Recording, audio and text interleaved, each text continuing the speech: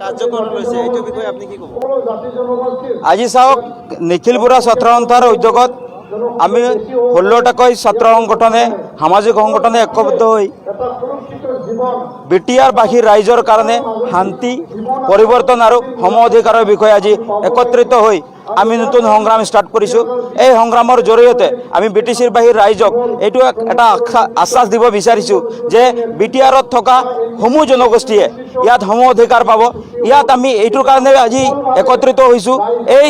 ইয়াত 32টা জনগোষ্ঠীয়ে শান্তিৰে থাকিব পাব লাগিব আৰু এই জনগোষ্ঠীয়ে যিখিনি নিজৰ জনগোষ্ঠীয় অধিকাৰ সাংবিধানিক অধিকাৰ এই অধিকাৰসমূহে সকলো জনগোষ্ঠীয়ে যাতে যি বিগত 70 বছৰে পোৱা নাই এই অধিকাৰখিনি সেই জনগোষ্ঠীয়ে পাব লাগিব।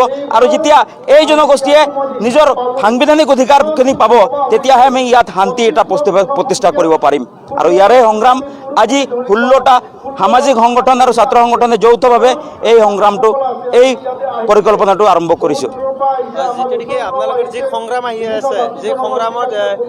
এতিয়া চাওক পৃথ্বীৰাজ নাৰায়ণ দেৱ আমি তেখেতক চিনি নাপাওঁ।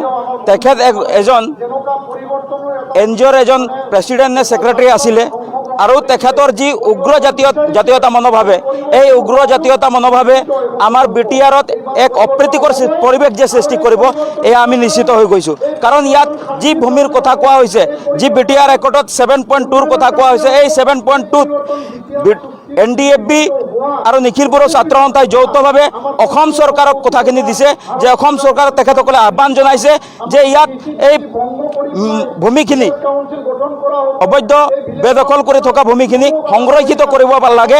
আৰু আমি ইয়াতে নিশ্চিত হৈছোঁ যে খিলঞ্জীয়া মানুহৰ কাৰণে এই ভূমিখিনি সংৰক্ষিত হ'ব। এইখিনি সকলোৱে আজিৰ দিনত গম পাইছে আৰু এই কথাই স্পষ্ট। আজি তেখেত নাৰায়ণ দেৱৰ নিচিনা ব্যক্তি এজনে আজি এসময়ত BPFত থাকি এই জনগোষ্ঠীৰ আবুল তাবুল কথাবোৰ কৈছিলে। এতিয়া কিছুদিনৰ আগতে আমি UPPLত তেখেতৰ সদস্য আমি পদ দেখিছিলোঁ, তাত পৰা বহিষ্কাৰ কৰা হৈছে। আজিৰ দিনত কোনো স্থিতি নথকাৰ কাৰণে তেখেতৰ মানসিক ভাৰসাম্য হোৱাৰ কাৰণে আজি আবুল তাবুল কথাবোৰ ক'ব ওলাইছে।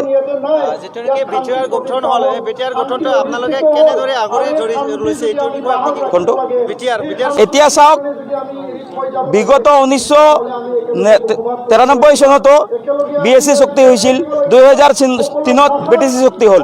এতিয়া কথা হ'ল বৰ্তমান সময়ত আকৌ বিটিআৰখন চুক্তি হ'ল, যাক শান্তি চুক্তিৰে নামাকৰণ কৰা হৈছে। এতিয়া কথা হ'ল এই শান্তি চুক্তিত যি দফাবোৰ আছে সেই দফাবোৰ যেতিয়ালৈকে BTCত থকা সমূহ জনগোষ্ঠীৰ উন্নয়নৰ স্বাৰ্থত ৰূপায়ণ কৰা নহয় আৰু এই চুক্তিৰ দ্বাৰা ইয়াত থকা জনগোষ্ঠীয়ে যদি শান্তিত থাকিব নোৱাৰে এই চুক্তিয়ে কোনোদিনে শান্তিৰ নামত শান্তি চুক্তি হ'ব নোৱাৰে। এইটোৰ কাৰণে এই স্বাক্ষৰকাৰীসকলে আৰু ইয়াত যিখন চৰকাৰ গঠন কৰা হ'ব এই চৰকাৰে এই চুক্তিখন যাতে উপযুক্ত স্থানত উপযুক্ত ব্যক্তি জনগোষ্ঠীৰ কাৰণে ৰূপায়ণ কৰিব পাৰিলেহে আমি আশাবাদী আৰু ইয়াৰ ৰূপায়ণ হ'ব বুলি আমি আশা কৰিছোঁ। আৰু ইয়াত নতুন এক শান্তিৰ পৰিৱেশ, উন্নয়নৰ পৰিৱেশ আৰু ভাতৃত্ব মনোভাৱৰ এক পৰিৱেশ সৃষ্টি হ'ব বুলি আমি আশা কৰিছোঁ। আৰু এইবাৰ নতুন পৰিৱৰ্তনমুখী চৰকাৰ আনি এই বিটিআৰ চুক্তিখনক ৰূপায়ণ কৰিব বুলি আমি আশাবাদী। আপোনালোকে যি নিৰ্বাচন আহি আছে এই নিৰ্বাচনত কাক সমৰ্থন কৰিব বুলি আপুনি এতিয়া চাওক অনাগত দিনত যি নিৰ্বাচন আহি আছে সকলো জনগোষ্ঠীৰ ৰাইজে আজি বিটিআৰ চুক্তি হোৱাৰ পিছত সকলো জনগোষ্ঠীৰ ৰাইজে 17 বছৰ অপশোষণৰ এক মুক্ত বিচাৰিছে, শোষণ আৰু লুণ্ঠনৰ এক পৰিৱৰ্তন বিচাৰিছে।